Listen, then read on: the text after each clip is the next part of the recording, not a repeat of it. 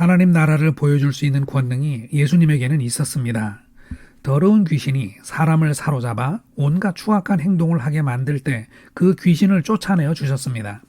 모든 병을 고쳐주시고 모든 약한 것을 강건하게 세워주셨습니다. 여기에는 어떤 대가도 없이 거저 주셨습니다.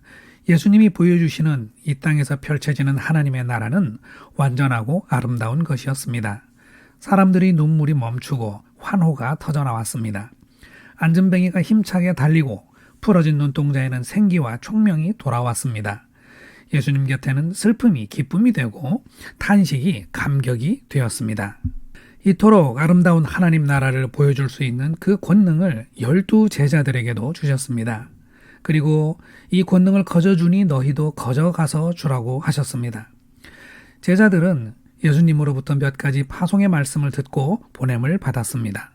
그런데 이 파송의 말씀이 너무나도 담대하고 용감하기 그지 없습니다. 제자들더러 빈손으로 다니라는 말씀입니다. 여행 비용 놓고 다닐 주머니조차 가지고 다니지 말라고 하십니다. 그 이유는 거저 주는 하나님의 아름다운 나라에 대하여 마땅히 그 수고의 대가를 받게 될 것이니 그것으로 먹고 유숙하며 다니라는 말씀입니다. 거저 주면서 대가를 요구하다니 이것은 모순이 아닐까요? 예수님이 말씀하시는 그 대가란 하나님으로부터 오는 것으로서 사도들을 영접하기에 합당한 사람들을 만나게 되는 것을 말씀하시는 것입니다. 그들은 사도들이 빌어주는 평안의 복을 받고 모든 일을 기쁨 가운데 행할 것입니다. 평안을 거절한다면 그는 사도 영접에 합당하지 않습니다. 거절당한 사도들에게 그들이 빌었던 평안이 되돌아와서 사도 자신들도 평안하게 됩니다. 참으로 아름다운 광경입니다.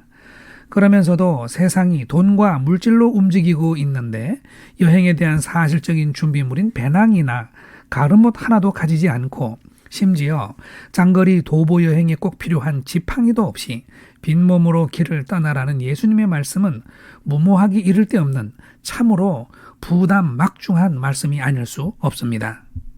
이것으로 예수님이 세상을 바라보는 그 당당함과 용감함이 얼마나 충만한지를 알 수 있습니다. 물질이 주인된 세상에서 하나님의 나라를 열어 보이고 오히려 영접을 받아 필요한 것을 채울 수 있다는 자신감이 충만합니다.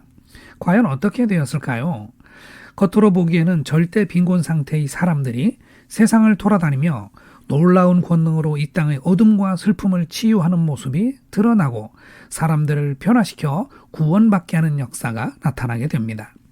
제자들이 가는 곳에는 물질이 있고 없음이 전혀 문제가 되지 않았습니다. 단지 제자들을 영접하는 사람들과 거절하는 사람들이 문제가 될 뿐이었습니다. 거절하는 그들에게는 소돔과 고모라가 오히려 쉽다고 할 만큼 큰 저주가 내려집니다. 제자들은 훗날에는 땅끝까지 퍼져나가겠지만 처음에는 하나님이 택한 백성들에게 복음을 전파하는 것이 먼저 시급하게 주어졌습니다. 하나님의 율법을 잘못 이해해서 오히려 불행하게 되는 어처구니 없는 현실 속으로 먼저 파송되었던 것입니다. 지체 여러분, 우리가 만일 제자라면 예수님은 우리에게도 하나님 나라를 증거할 수 있는 권능을 주시지 않았을까요? 그리고 우리에게도 물질에 연연하지 말고 담대하게 세상을 향해 나아가서 하나님 나라를 열어가라고 하지 않으실까요? 그렇습니다.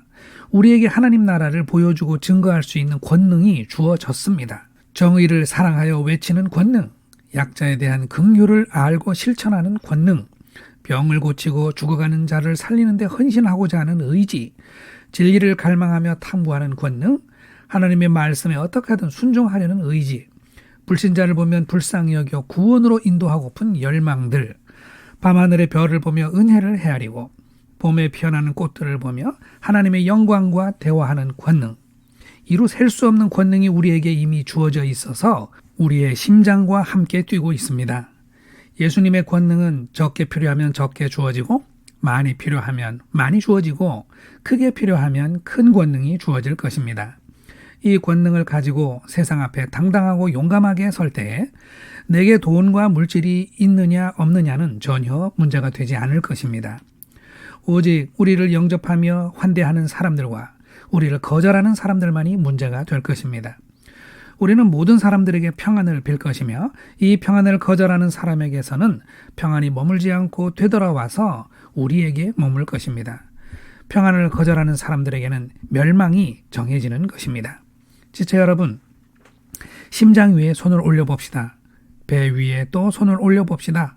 우리에게는 예수님이 주시는 권능이 있습니다. 그 권능이 허락하는 데까지 하나님의 나라를 열어서 세상에 보여줍시다. 이 사순절 기간에 예수님의 능력으로 충만하게 되시기를 기도드립니다. 아멘.